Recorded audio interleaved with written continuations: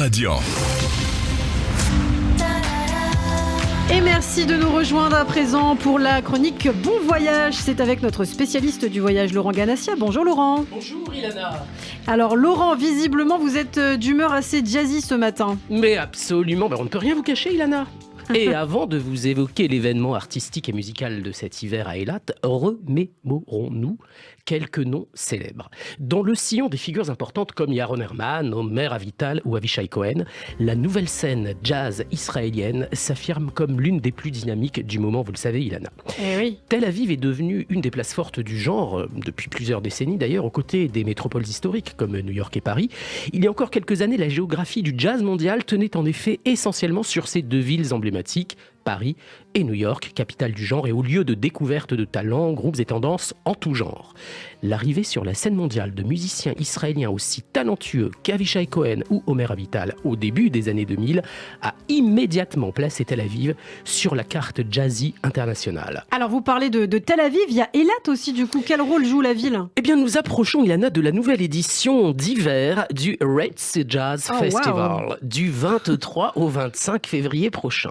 L'édition d'hiver du Festival de Jazz de la Mer Rouge, incontournable rendez-vous de la scène culturelle de la station balnéaire d'Eilat, se déroulera cette année de façon festive, conviviale et généreuse, après les restrictions dues à la pandémie.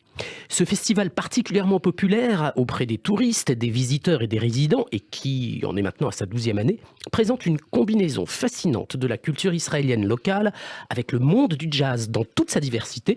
Pendant la session d'hiver, le festival a lieu à l'hôtel Israël Agamim. Alors vous parlez du Red Sea Jazz Festival, il existe depuis longtemps ce festival ? Eh bien il a été créé en 1987 pour la session estivale, je parle, dans le but de stimuler davantage la scène de jazz locale déjà dynamique, tout en donnant aux visiteurs et aux participations la possibilité de profiter de la station d'Eilat Mer Rouge, orchestrant une brillante palette d'artistes internationaux et israéliens. Le festival, aujourd'hui, est reconnu et très apprécié dans le monde entier, mettant en vedette un jazz israélien original aux côtés de musiciens de jazz invités, virtuoses et de première classe, et venus du monde entier, comme par exemple Didi Bridgewater, qui fut l'invité d'honneur il y a quelques années. Et chaque soirée comprend des concerts suivis des traditionnels afters.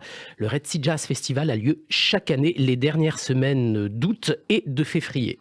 Alors l'édition d'hiver 2023 présentera par exemple des concerts et des performances d'artistes venus de Pologne, du Brésil, d'Azerbaïdjan, d'Espagne, d'Italie, de France, des États-Unis, d'Argentine et d'Israël entre autres bien sûr, et en plus des productions originales et des mises en lumière de nouveaux albums. Le festival proposera également des premières d'artistes d'hiver. Et oui, c'est donc bientôt, dans quelques jours. Laurent, quelques noms connus quand même pour les familiers du milieu, disons. Eh bien, cette année à l'affiche, vous croiserez le quatuor Chano Dominguez et Flavio Boltro qui rendront hommage à Michel Petrucciani, ça nous dit quelque chose ici en France. Sûr.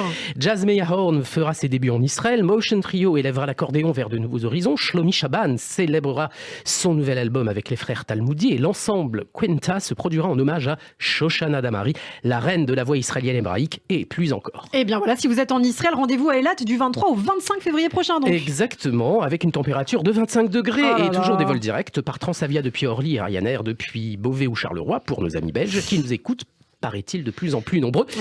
Et je tiens également à dire que Avishai Cohen, le fameux jazzman, est aussi à l'affiche du film de Michal Boganim depuis hier, Tel Aviv-Beyrouth. Il signe la musique de ce très très beau film et il interprète également un second rôle d'une façon absolument magnifique. Eh bien, merci beaucoup Laurent, merci pour cette chronique Bon Voyage qu'on retrouve tous les jeudis matins. Je vous dis donc à la semaine prochaine. Merci Lana.